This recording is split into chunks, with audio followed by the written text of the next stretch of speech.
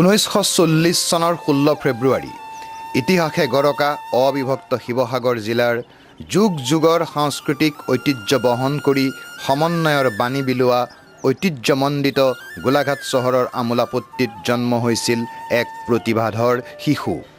আত্মীয় কুটুম্বই মৰমতে নাম দিলে গোলাপ।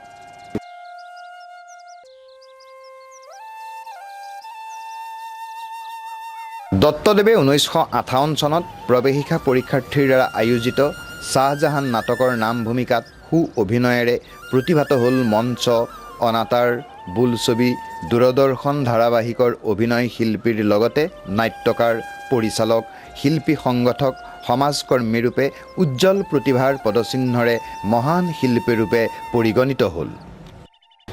1958 চনতে পৰিবহণ বিভাগৰ কৰ্মময় জীৱন আৰম্ভ কৰে। অভিনয় শিল্পৰ প্ৰতি থকা অপৰিসীম ভাল পোৱাৰ বাবে দত্তদেৱে কৰ্মসূত্ৰে যি ঠাইলৈকে গৈছিল তাতে নাট্যগোষ্ঠীসমূহৰ লগত জড়িত হৈ পৰিছিল। 1959-60 চনত ডিব্ৰুগড়তেই জন্ম হয় অসম নাট্য সন্মিলনৰ। তাত জয়শ্ৰী সংঘৰ হৈ হেম বৰাদেৱৰ তথাপিতো হোৱা নাই ক্লান্ত নাটকত অভিনয় কৰে। দত্ত ডাঙৰীয়াৰ বিষয়ে গোলাঘাটৰ পৌৰপতি, বিশিষ্ট নিবন্ধকাৰ তথা লেখক ডাক্তৰ অজিত বৰুৱাদেৱে কয়, গোলাপ দত্ত বুলি ক'লে আমাৰ মনলৈ আহে এজন নাটকবলীয়া মানুহ। শয়নে সপোনে গোলাপ দত্তৰ যেন নাটকেই আছিল। আমি আমাৰ শৈশৱ আৰু যৌৱনৰ পৰা গোলাপ দত্তক প্ৰথম এমেচাৰৰ ৰংগমঞ্চত দেখিবলৈ পাইছিলোঁ। তেতিয়া এনেকুৱা লাগিছিল যেন এইজন খোজে কাটলে, কথাই বতৰাই, বচনে ভংগীমাই সকলো দিশৰ পৰা এজন 100% অভিনেতা। গোলাপ দত্তই নাটককে জীৱনৰ মুখ্য উদ্দেশ্য কৰি লৈছিল আৰু গোটেই জীৱন তেখেতে নাটকেই কৰি গ'ল। এজন বলিষ্ঠ অভিনেতা হিচাপে তেখেতে অসমত অতি কম সময়ৰ দিনতে সুখ্যাতি লাভ কৰিছিল। আনকি ৰাসৰ কংসৰ যিবোৰ ভাও, সেই ভাও গোলাপ দত্ত অদ্বিতীয় আছিল। মানুহে আচলতে ৰাস চাবলৈ যাওঁতে গোলাপ দত্ত কংস হৈছেনে নাই এই খবৰ আগতীয়াকৈ লৈ লৈছিল আৰু গোলাপ দত্ত যেতিয়াই কংসৰ ভাৱত অৱতীৰ্ণ হৈছিল মানুহে সেই ৰাস চাবলৈ হিলদল ভাঙি গৈছিল। এজন সফল মঞ্চ অভিনেতা হিচাপে তেখেতে কোনো সামাজিক নাটকত তেখেতৰ মূলতঃ বলিষ্ঠ যি বচনভংগী, সেই বচনভংগী সকলোকে আকৰ্ষিত কৰিছিল। কথাছবি জগততো তেখেতে প্ৰৱেশ কৰি ধৰ্মকায় এই কথাছবিখনত তেখেতে বিশেষ পাৰদৰ্শিতা প্ৰদৰ্শন কৰিবলৈ সক্ষম হৈছিল। কিন্তু মই তথাপি ভাবোঁ যে তেখেত মূলতঃ মঞ্চৰ অভিনেতা আৰু এই অভিনয় কৰিলে জীৱনৰ শেষ দিনটোলৈকে। তেখেতক জীৱনৰ শেষ সময়ত গোলাঘাটত পোৱাৰ মোৰ সৌভাগ্য হৈছিলে। সেই সময়ত তেখেত যথেষ্ট ৰোগাক্ৰান্ত আছিল। তৎসত্ত্বেও তেখেতে মৃত্যুৰ আগজননী পোৱা স্বত্তেও তেখেতে নাটকতে জীৱনটো শেষ কৰিব বিচাৰি মৃত্যুৰ কেইদিনমান আগলৈকে এমেচাৰত নিজে আহি নাটকৰ আখৰাত অংশগ্ৰহণ কৰিছিল। এনে এগৰাকী শিল্পীপ্ৰাণ, অভিনয়ৰ কাৰণে গোটেই জীৱন উৎসৰ্গা কৰা এজন সঁচা অৰ্থৰ 100% নাট্যকৰ্মী আমাৰ মাজৰ পৰা আঁতৰি যোৱাটো আমাৰ গোলাঘাটৰ কাৰণে বিশেষ ক্ষতি আৰু গোটেই সমগ্ৰ অসমৰ কাৰণে এটা ডাঙৰ ক্ষতি বুলি ভাবিছোঁ। মই আশা কৰিছোঁ যে গোলাপ দত্তৰ সেই আদৰ্শই আমাৰ নতুন অভিনেতা অভিনেত্ৰীসকলক গভীৰ নিষ্ঠাৰে নাটকৰ সকলো দিশত আগবাঢ়ি যাবলৈ অনুপ্ৰেৰণা কৰে। তাৰ অলপ দিনৰ পাছতে পিতৃবিয়োগ হোৱাত ঘৰুৱা দায়িত্বৰ বাবে যোৰহাটলৈ বদলি হৈ আহে। যোৰহাটলৈ আহি ঐতিহ্যমণ্ডিত যোৰহাট থিয়েটাৰৰ নিয়মীয়া সভ্যভৰ্তি হয়।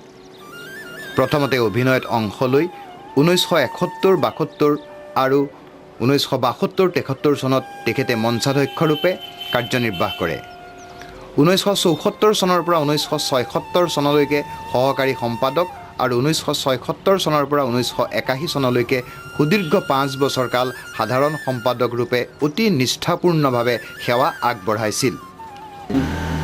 সাপ্তাহিক নাট পৰিৱেশনৰ দৰে সাহসিক পদক্ষেপ তেখেতৰ দিনতেই যোৰহাট থিয়েটাৰত গ্ৰহণ কৰা হৈছিল। যোৰহাট থিয়েটাৰৰ সেই সময়ৰ নাট প্ৰযোজনাৰ প্ৰায় সকলোবিলাকতে তেখেতে অভিনেতা ৰূপে অংশ লৈছিল আৰু গুৰু গম্ভীৰ বচনভংগী আৰু বলিষ্ঠ অভিনয়েৰে দৰ্শকক মন্ত্ৰমুগ্ধ কৰিছিল। কেইখনমান লেখত ল'বলগীয়া নাটক হ'ল সম্পূৰ্ণ মহাভাৰত, নিশাৰ অতিথি, লাচিত বৰফুকন, সিহঁত অস্ত্ৰ নহয়, জুই, উপপথ, চিৰাজ, বাঘ, মাৰিচ সংবাদ, অভিশপ্ত চম্বল, অন্তৰালত, এন ইন্সপেক্টৰ কলছ, কেপ্টেইন হুৰা আদি। অভিনয়ৰ উপৰিও তেখেতে পৰিচালনাতো সুনাম অৰ্জন কৰিছিল। মহাভাৰতৰ কাহিনীৰ আধাৰত চক্ৰবেহু নামৰ এখন নাটক ৰচনা কৰি লগতে পৰিচালনা কৰি সফলভাৱে মঞ্চস্থ কৰাইছিল। কেৱল যোৰহাট থিয়েটাৰতেই নহয়, জনপ্ৰিয় নাট্যগোষ্ঠী, মিলিত শিল্পী সমাজ, জ্যোতি থিয়েটাৰ, জয়হিন্দ থিয়েটাৰ, জিলা পুথিভঁৰাল, Puberun art players, Triveni club, Charigaon, MES Roraiya, নামঘৰ নাটক, ৰাসলীলা তথা অংকীয়া নাট ভাওনাৰ সৈতেও তেখেত ওতঃপ্ৰোতভাৱে জড়িত হৈ পৰিছিল। যোৰহাট থিয়েটাৰ আছিল তেখেতৰ প্ৰাণস্বৰূপ। 1981 চনত পুনৰ ডিব্ৰুগড়লৈ বদলি হৈ যোৱাৰ পাছত নাট্য চৰ্চা, বিজয় সংঘ, চয়নিকা আদি নাট্যগোষ্ঠীৰ লগত জড়িত হৈ বহু সংখ্যক নাটকত অভিনয় কৰি শ্ৰোতা দৰ্শকৰ মন মোহিছিল। তেখেতৰ প্ৰযোজনাতে মিলন নগৰ নামঘৰৰ পৰা দ্ৰৌপদীৰ বস্ত্ৰহৰণ ভাওনা আকাশবাণী যোগে প্ৰচাৰ হৈছিল। কৰ্মসূত্ৰে তিনিচুকীয়াত থকা সময়ছোৱাত তেখেতৰ উদ্যোগতেই গঢ়ি উঠিছিল অবৈতনিক সাংস্কৃতিক কেন্দ্ৰ নবীন প্ৰবীণ শিল্পী সমাজ। 1993 চনত অভিনয় কৰা হৈছিল ডক্টৰ অখিল চক্ৰৱৰ্তীদেৱৰ কালজয়ী নাটক আমি স্বপ্নাতুৰ। পৰৱৰ্তী কালত তেখেতৰ অনুপ্ৰেৰণাতেই তিনিচুকীয়াত পুনৰ জাগৃত হ'ল সূৰ্যমুখী নাট্যগোষ্ঠী। এই নাট্যগোষ্ঠীৰ দ্বাৰা মঞ্চায়ন কৰা হয় প্ৰয়াত মহেন্দ্ৰ বৰঠাকুৰৰ নাটক জন্ম আৰু ৰূপকোঁৱৰ জ্যোতিপ্ৰসাদ আগৰৱালাৰ নাটক ৰূপালীম। 1978 চনৰ পৰা আকাশবাণীত বলিষ্ঠ কণ্ঠেৰে অভিলেখ সংখ্যক নাটকত কণ্ঠ নিগৰাই শ্ৰোতাৰ হৃদয় জয় কৰিবলৈ সক্ষম হৈছিল। আকাশবাণীত তেখেতৰ প্ৰথম নাটক মুনীন ভূঞাৰ হাতী আৰু ফান্দী। এই নাটকখনে সৰ্বভাৰতীয় পুৰস্কাৰ অৰ্জন কৰিছিল। অনাতাঁৰ নাটকত গোলাপ দত্তদেৱৰ সৰ্বজন সমাদৃত আৰু বহুজন পৰিচিত কণ্ঠস্বৰ আছিল এক সুকীয়া বৈশিষ্ট্যপূৰ্ণ। সহায় মই নিশ্চয় কৰিম, বহাচোন বহা বুজিছা। এই ৰিয়াজত দেখাতে আচলতে সকলো বাহ্যিকতা মাত্ৰ।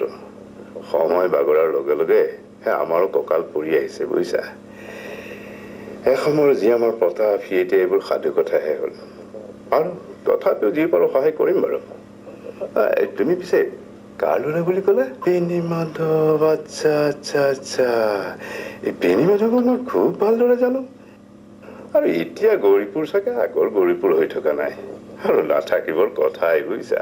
সময় কিমান বেগেৰে সলনি হ'ব ধৰিছে। কেটিছ কেইটা বাজিলো?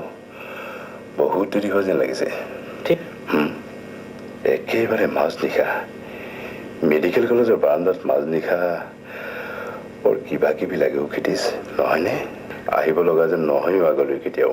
হেৰা তাকো নাজানা আখলৰ মালিকনী হৈছে। তোমাৰ কেৰাহী কিহৰ লগত আলুগুটি নাযায় হে? অসমীয়াই আলুগুটি ৰুবহে নোৱাৰে খোৱাত নকবাই পাছ যে কৰিলেহি। মানে হেৰি মই নাপালো কি হলে? তেওঁতো ময়ো ফাৰ্ষ্ট ডিভিজন মেট্ৰিকুলেট। এক মানুহ 19-20 আৰু কি তেতিয়া পৰীক্ষা বুজিছা বৰ টান আছিল হেৰি নহয়। চাওঁ হেৰা মাতাচোন মাতা আছেনে নাই? 1974 চনত যোৰহাটত জ্যোতি চিত্ৰ সমবায় সমিতি গঠন কৰি ধৰ্মকায় কথাছবি নিৰ্মাণ কৰিছিল। ধৰ্মকায়ৰ নাম ভূমিকাত অভিনয় কৰি সুদক্ষ সফল অভিনয়েৰে অসমৰ চিত্ৰপ্ৰেমী দৰ্শকৰ হৃদয়ত মচিব নোৱাৰা সাঁচ বহুৱাইছিল। তেখেতৰ অভিনীত অন্যান্য কথাছবি হৈছে অতুল বৰদলৈৰ পৰিচালিত বনৰীয়া ফুল, ৰতনলাল, অংগীকাৰ, সূৰ্যৰ প্ৰভাতী কিৰণ, বৰেণ্য চিত্ৰ পৰিচালক জাহ্নু বৰুৱাদেৱৰ বনানী কথাছবিত বলিষ্ঠ অভিনয়ৰ যোগেদি শিল্পী প্ৰতিভাৰ উজ্জ্বল স্বাক্ষৰ ৰাখি থৈ গৈছে। বনানীয়ে 1990 চনত ৰাষ্ট্ৰীয় প্ৰতিযোগিতাত পৰিৱেশ সুৰক্ষা শিতানত শ্ৰেষ্ঠ কথাছবিৰ সন্মান লাভ কৰিছিল। এই বনানী ছবিয়েই 1990 চনত ভাৰতক প্ৰতিনিধিত্ব কৰি ইটালী, পৰ্তুগাল, জাপান আদিকে ধৰি কেইবাখনো বিদেশী ৰাষ্ট্ৰৰ চলচ্চিত্ৰ মহোৎসৱত প্ৰদৰ্শিত হৈছিল। গোলাপ দত্তদেৱৰ ৰচিত নাটকসমূহ হৈছে চক্ৰবেহু, ইপিঠি সিপিঠি, ভীম পৰাজয়, সাৰথি, হেডছাৰ, মৌ খোৱা ভূত, স্বয়ম্বৰ, হাঁহি কান্দোনৰ খেলা, সতী জয়মতী। শিশুপ্ৰেমী দত্তদেৱে শিশুসকলৰ বাবেও কেইবাখনো নাটক ৰচনা কৰে। এই নাটসমূহৰে 4খন নাটকৰ এটি সংকলন মৌ খোৱা ভূত আৰু অন্যান্য নামকৰণেৰে যোৰহাট জিলা সাহিত্য সভাই প্ৰকাশ কৰি উলিয়ায়। শেষ প্ৰান্তৰ আৰু তেজে ধোৱা কামেং নাটকত অভিনয় কৰি সৰ্বভাৰতীয় ভিত্তিত শ্ৰেষ্ঠ অভিনেতাৰ সন্মান দত্ত ডাঙৰীয়াই ব্যক্তিগতভাৱে লাভ কৰিছিল। তেখেতে অৱসৰ লৈ যেতিয়া গোলাঘাটত স্থায়ীভাৱে থাকিবলৈ ল'লে, তেতিয়াও তেখেতে অভিনেতা হিচাপে নহয়, এজন সুদক্ষ সংগঠক হিচাপে সমাজখনক এটা সাংস্কৃতিক পৰিৱেশ দিবলৈ চেষ্টা কৰিছিল। তেখেতৰ ঘৰৰ ওচৰতে থকা যিটো বোপাৰাম বৰা নাট্য সাংস্কৃতিক কেন্দ্ৰ, সেই কেন্দ্ৰটো এটা সাংস্কৃতিৰ সঁচা কেন্দ্ৰলৈ ৰূপান্তৰ কৰিবৰ কাৰণে অহৰহ প্ৰচেষ্টা কৰিছিল। তেখেতৰ প্ৰেৰণাতে ওচৰত এটা নাট্য দল গঠন হৈছিল, আটাই আন্তৰিকতাৰে কাম কৰিবলৈ লৈছিল। MSR থিয়েটাৰ ছ'চাইটিৰ লগত তেখেতৰ যোগসূত্ৰ 6ষ্ঠ শ্ৰেণীত পঢ়া প্ৰায় হৈছিল। তাতে তেখেতে জীৱনৰ প্ৰথমখন নাটক অভিনয় কৰিছিল। সেই MSR থিয়েটাৰ ছ'চাইটিলৈও পুনৰ আহিবলৈ আৰম্ভ কৰিছিল। কিন্তু তেখেতে ভাবিছিল যে অকল কেন্দ্ৰীয়ভাৱে নগৰখনত নাটকৰ কেন্দ্ৰ থাকিলেই নহ'ব, গতিকে ওচৰ চুবুৰীয়া গাঁৱলীয়া অঞ্চলবিলাকতো এটা সাংস্কৃতিক পৰিৱেশ আনিবৰ কাৰণে বিশেষকৈ তেখেতৰ ঘৰৰ সমীপৰ বোপাৰাম বৰা যিটো সাংস্কৃতিক কেন্দ্ৰ আছে, সেইটোক জীপাল কৰি তুলিবৰ কাৰণে আমৃত্যু চেষ্টা কৰিছিল। তেখেতৰ মৃত্যুৰ পিছত তেখেতৰ সহধৰ্মিনী লাৱণ্য দত্ত মহোদয়ে গোলাঘাট MSR থিয়েটাৰ ছ'চাইটিলৈ 2 লাখ টকাৰ এটা বৰঙণি আগবঢ়ায় আৰু তাৰ দ্বাৰাই আমি আমাৰ যিটো MSR theatre society green room, সেইটো তেখেতৰ নামেৰে নামকৰণ কৰা হৈছে এতিয়া নতজ্যোতিষ্ক গোলাপ দত্ত পুৰণি গ্ৰীণ ৰুম হিচাপে।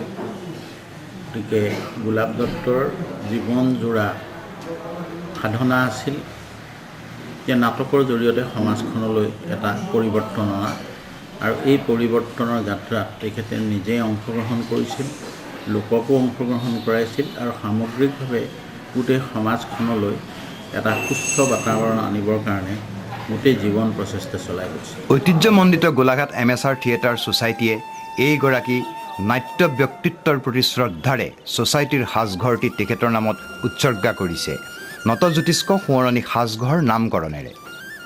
তেখেতৰ জীৱনৰ প্ৰথম আৰু অন্তিমখন নাটক গোলাঘাট MSRৰ মঞ্চতেই অনুষ্ঠিত হৈছিল। গোলাপ দত্ত এগৰাকী কেৱল সাংস্কৃতিক কৰ্মী যে আছিল তেনে নহয়, তেখেত আছিল একাধাৰে এগৰাকী সমাজসেৱকো। মন্দিৰ, নামঘৰ, মছজিদ, নাট্যমঞ্চ আদি নিৰ্মাণ তথা গঠনত আগভাগ লৈ দৰিদ্ৰ ছাত্ৰ ছাত্ৰীৰ অধ্যয়নৰ খৰচ বহন কৰি চৌপাশৰ লগতে পৰিচিতসকলৰ দুৰ্গত আৰু বিপদত সহায়ৰ হাত আগবঢ়াই সেৱা আৰু বদান্যতাৰ চানেকি দাঙি ধৰিছিল। দত্ত ডাঙৰীয়াৰ সহধৰ্মিনী শ্ৰীযুত লাৱণ্য দত্ত আছিল তেখেতৰ প্ৰেৰণাৰ থলী। লাৱণ্য দত্তৰ পৰিপূৰ্ণ সহচৰ্য আৰু সহযোগেৰে তেখেত হৈ পৰিছিল স্বয়ং সম্পূৰ্ণ সাংস্কৃতিক আৰু সামাজিক ব্যক্তি। চাকৰি জীৱনৰ অন্তিম চোৱা সময় জন্মস্থান গোলাঘাটতে হোৱাত পুনৰ গোলাঘাট MSR থিয়েটাৰ ছ'চাইটিৰ সৈতে জড়িত হৈ পৰে আৰু কেইবাখনো নাটকত অংশগ্ৰহণ কৰে। নিজৰ বাসগৃহৰ সমীপৰ বোপাৰাম বৰা সোঁৱৰণী সাংস্কৃতিক সংঘক সঞ্জীৱিত কৰি কেইবাখনো নাটক আৰু সাংস্কৃতিক অনুষ্ঠান আদি অনুষ্ঠিত কৰাইছিল তেখেতে।